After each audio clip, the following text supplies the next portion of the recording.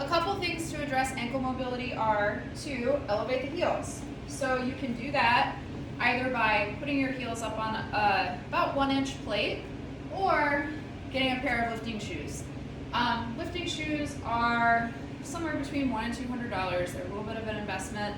I use them because I practice Olympic lifts and because I have done a million ankle drills and my ankles are very strong. They've been assessed and it's just the way my body's put together and the way I'm strongest coming out of the bottom of the squat.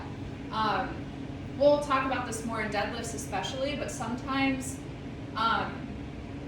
form, you can't separate form and function. And sometimes the form of our bodies make it so that the function of the lift of what we're trying to do with our bodies is changed. So we have to address the form of the body either by adjusting the stance or wearing heels or doing some sort of accommodation. You do not have to squat like a certain physical therapist that's out there. And you might not need heels forever, but we want to practice training the fullest range of motion that we can. And sometimes bringing the lift to us is a way to do that. I digress. So bringing the heels up. You need to be careful with this method, especially with heavy weight, because there is a little bit of instability in setting up. But when you're doing your warm-up sets or just seeing like, hey, would a pair of lifters benefit me? You can practice like this until about 60 or 70% of your max, I would say. So I've got my heels elevated, and you'll see it's a lot easier for me to get a lot more range of motion, which feels really good for my body. And you'll see my torso is still pretty forward. If I were somebody with a different body shape, my torso might be more upright. Again, what we're looking for is that barbell in the middle of my foot? And is that bar traveling straight up and down?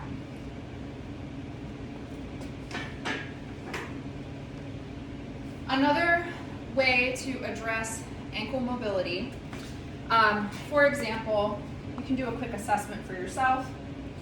And if you push the ankle forward, and you can kind of see how far is that traveling in front of my foot.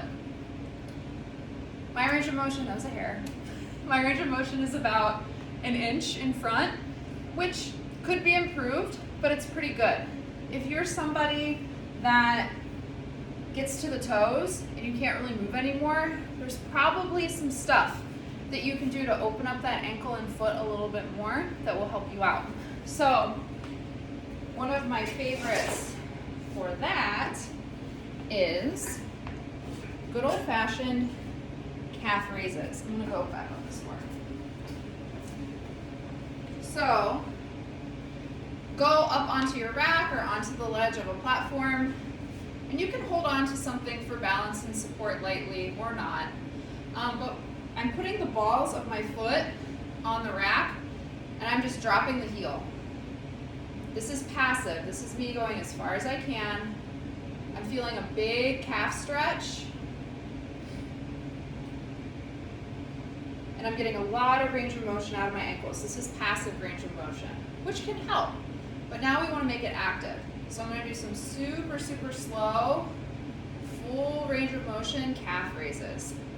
So I'm pushing the balls of my feet into the floor or rack, and then I'm pulling my heels down. I'm not just letting them drop, I'm pulling them down. So my calves and my shin muscles are engaged the entire time. And then you can go back and test and see if that helps improve your squat mobility. So we address the ankles. While we're still on the foot, we are going to do a drill for the foot. I am going to move the camera around. So let me just pause.